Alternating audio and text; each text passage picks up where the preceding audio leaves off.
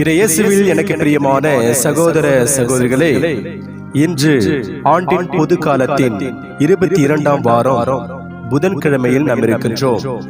இந்த நாள் உங்களுக்கு இனிய நாளாக அமைய வாழ்த்துகிறேன், ஜெபிக்கின்றேன். இன்றைய இறைவார்த்தை சிந்தனைகளுக்கு நாம் கவனமுடன் செவி கொடுப்போம். திருத்தூதர் பவுல் கொரிந்தியருக்கு எழுதிய முதல் திருமுகத்திலிருந்து வாசகம். அதிகாரம் 3, இறை வார்த்தைகள் 1-9 முடிய. சகோதரர் சகோதரிகளே, ஆவிக்குரியவர்களிடம் பேசுவது போல நான் உங்களிடம் பேச முடியவில்லை. மாறாக நீங்கள் ஊனியல்பு கொண்டவர்கள் எனவும் கிறிஸ்துவோடு உள்ள உறவில் குழந்தைகள் எனவும் எண்ணி பேசுகிறேன். நான் உங்களுக்கு திட உணவை அல்ல, பாலையே ஊட்டினேன். ஏனெனில் திட உணவை உங்களால் உண்ண முடியவில்லை.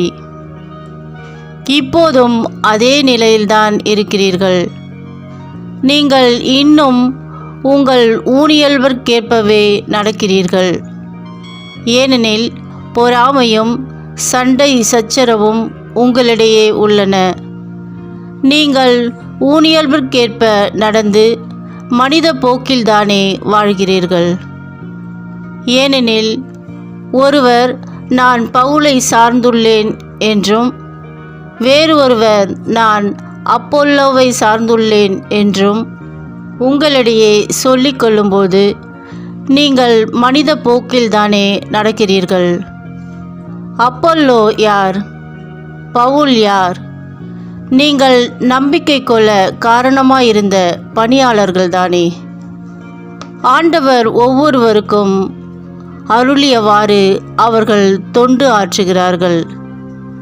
நான் நட்டேன், அப்போல்லோ நீர் பாய்ச்சினார், கடவுளே விளைய செய்தார். நடுகிறவருக்கும் பெருமை இல்லை, நீர் பாய்ச்சுபவருக்கும் பெருமை இல்லை, விளைய செய்யும் கடவுளுக்கே பெருமை.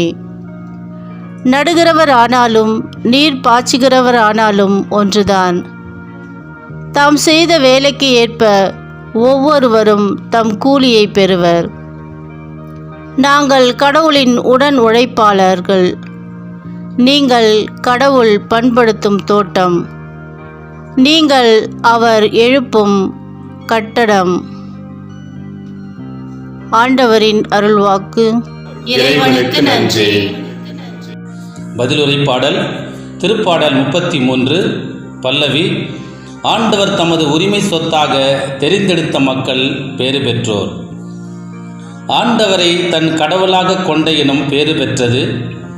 அவர் தமது உரிமை சொத்தாக தெரிந்தெடுத்த மக்கள் பேறு பெற்றோர்.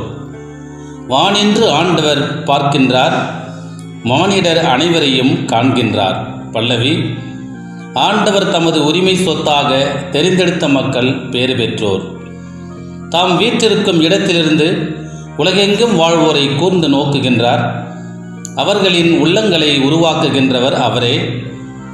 அவர்களின் செயல்கள் அனைத்தையும் உற்று நோக்குபவரும் அவரே.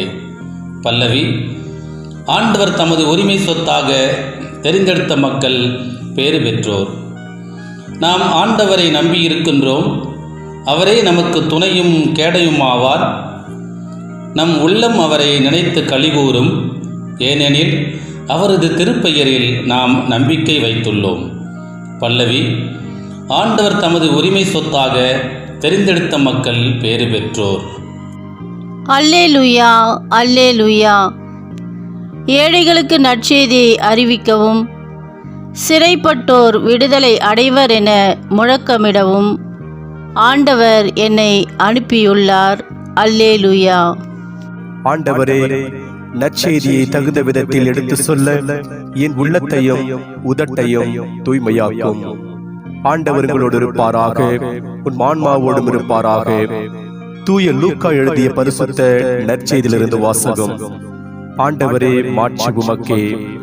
லூக்கா நற்செய்தி அதிகாரம் 4 இறை வார்த்தைகள் 38-44 முடிய. அக்காலத்தில் இயேசு தொழுகை கூடத்தை விட்டு சீமோன் வீட்டிற்கு சென்றார். சீமோனின் மாமியார் கடுங்காய்ச்சலால் துன்புற்ற நிலையில் இருந்தார். அவர்கள் அவருக்காக இயேசுவிடம் வேண்டினார்கள். இயேசு அவர் அருகில் நின்று காய்ச்சலை கடிந்து கொள்ள அது அவரை விட்டு நீங்கிற்று. உடனே அவர் எழுந்து அவர்களுக்கு பணிவிடை செய்தார். கதிரவன் மறையும் நேரத்தில் எல்லாரும் தங்களிடையே பற்பல பிணிகளால் நலம் குன்றி இருந்தோரை அவரிடம் கூட்டி வந்தார்கள். அவர் ஒவ்வொருவர் மேலும் தம் கைகளை வைத்து அவர்களை குணமாக்கினார். பேய்களும் நீர் இறைமகன் என்று கத்திக்கொண்டே பலரிடமிருந்து வெளியேறின. அவர் மெசியா என்று பேய்கள் அறிந்திருந்தபடியால் அவர் அவற்றை அதட்டி பேசிவிடாமல் தடுத்தார். பொழுது விடியும் வேளையில் இயேசு தனிமையான ஓர் இடத்திற்கு புறப்பட்டு சென்றார். திரளான மக்கள் அவரை தேடி சென்றனர். அவரிடம் வந்து சேர்ந்ததும் தங்களை விட்டு போகாதவாறு அவரை தடுத்து நிறுத்த பார்த்தார்கள். அவரோ அவர்களிடம், நான் மற்ற ஊர்களிலும் இறையாட்சியை பற்றி நற்செய்தி அறிவிக்க வேண்டும், இதற்காகவே நான் அனுப்பப்பட்டிருக்கிறேன் என்று சொன்னார். பின்பு அவர் யூதேயாவில் உள்ள தொழுகை கூடங்களில் நற்செய்தியை பறைசாற்றி வந்தார். ஆண்டவரின் அருள்வாக்கு. கிறிஸ்துவே உமக்கு புகழ். நற்செய்தி வாக்கினால் என்னுடைய பாவங்கள் அகல்வதாக. ஆமென். ஆவிக்குரியோரும் ஊனியல்புடையோரும் இறையேசுவில் எனக்கு பிரியமான சகோதர சகோதரிகளே, இளைஞன் ஒருவன் ஒரு வார காலம் தியானம் மேற்கொள்வதற்காக ஒரு தியான இல்லத்திற்கு சென்றிருந்தான். அந்த தியான இல்லத்தில் மனத்தை ஒருமுகப்படுத்தி தியானம் மேற்கொள்வதற்காக ஒரு நாளுக்கு ஒருவேளை சாப்பாடுதான் அளிக்கப்பட்டு வந்தது. இந்த நிலையில் 2 நாட்களை ஒருவேளை உணவுடன் எப்படியோ சமாளித்த அந்த இளைஞனால் 3ஆம் நாளை சமாளிக்க முடியவில்லை. அவனுக்கு கடுமையாக பசி எடுத்தது.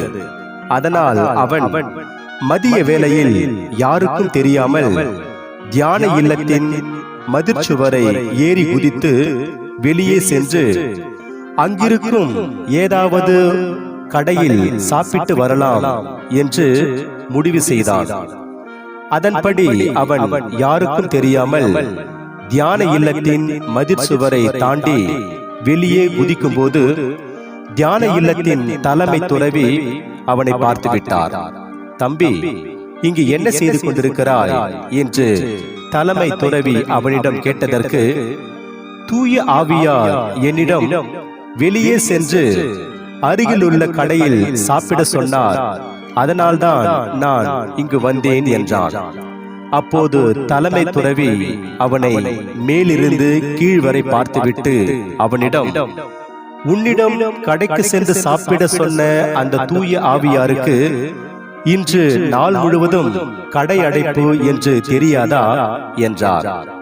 இதை கேட்டதும் அந்த இளைஞன் பதில் சொல்வதற்கு வார்த்தைகள் ஏதும் இல்லாமல் திக்கி திணறினான். இறையேசுவில் எனக்கு பிரியமான சகோதர சகோதரிகளே, நாம் ஆவிக்குரியவர்களாய் வாழ்வதற்கு பதில் ஊனியல்பு உடையவர்களாய் வாழ்ந்து கொண்டிருக்கிறோம் என்பதை இந்த நிகழ்வு நமக்கு எடுத்து கூறுகிறது. இன்று நாம் வாசிக்க கேட்ட இறை வார்த்தை நாம் ஊனியல்பு உடையவர்களாய் அல்ல, ஆவிக்குரியவர்களாய் செயல்பட வேண்டும் என்ற சிந்தனையை தருகிறது. அதை குறித்து நாம் சிந்தித்து பார்ப்போம். எங்கே தூய ஆவியார் இருக்கிறாரோ அங்கே ஒற்றுமை இருக்கும், ஒன்றிப்பு இருக்கும். பெந்தகோஸ்து பெருவிழாவில் அதுதான் நடந்தது என்று திருத்துதர் பணிகள் 2ஆம் அதிகாரத்தில் பார்க்கிறோம்.